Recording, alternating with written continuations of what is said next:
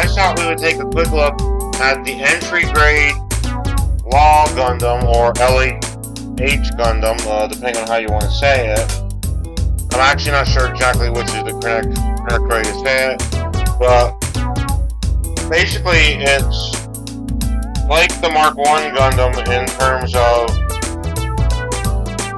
parts it uses, and it does come with a bunch of Mark 1 Gundam parts as well if you want to make it more of a Mark 1.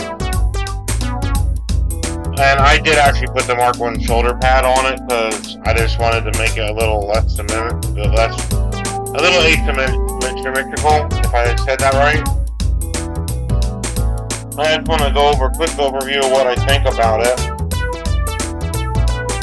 I'll say this right now, compared to the other, like the entry grade Mark 1 that I have, the plastic that the Law Gundam or LH, I don't know why I can't figure out how it's supposed to be said, but it's made out of better plastic, like tougher, stronger, nicer feeling plastic.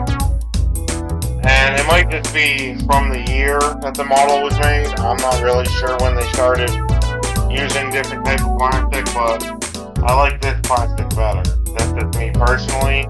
There might be some out there that like the other type of plastic better. But yeah, this feels like such better plastic in my opinion. And it's got this nice beam axe or beam spear axe. Like I said, I don't know much about this particular version of the Gundam because my experience with the Gundam anime or other media is mostly the original series, you know, the Mark 1, Zaku, you know, Charged Red Comet, stuff like that. But I will say there was one minor issue with this kit when I was building it, and that was this panel right here. So this little like side waist panel, I might have accidentally graped the part it's supposed to connect to. I'm not sure because it kept falling off. It wouldn't snap on, or it could have been a quality control issue. I think it's more so that I might have scraped it with my hobby clippers, but I couldn't really tell.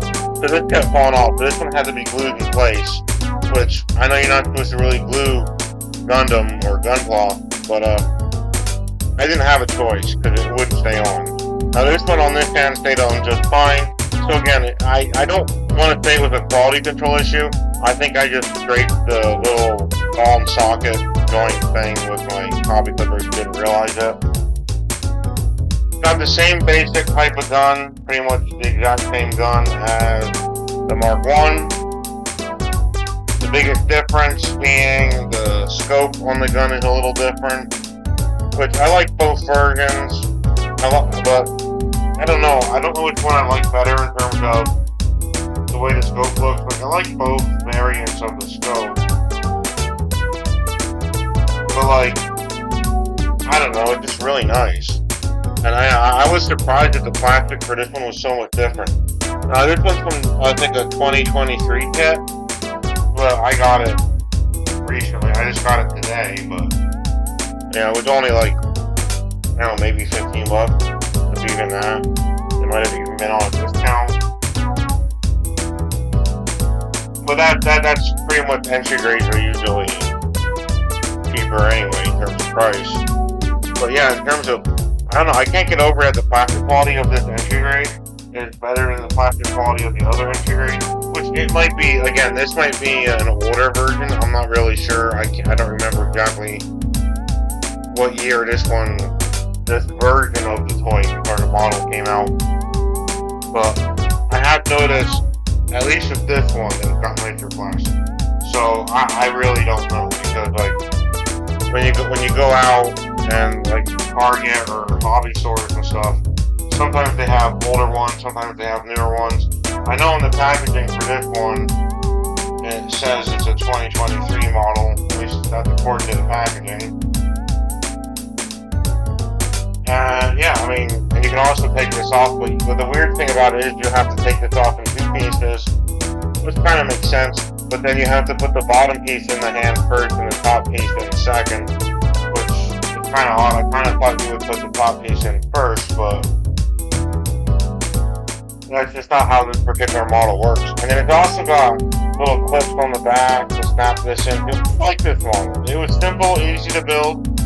This is my favorite Gundam. Obviously, like, I don't know much about this exact Gundam anyway, like I do about the Mark 1. Because obviously, you know, I mostly only ever really watched the original series for the most part, and a little bit of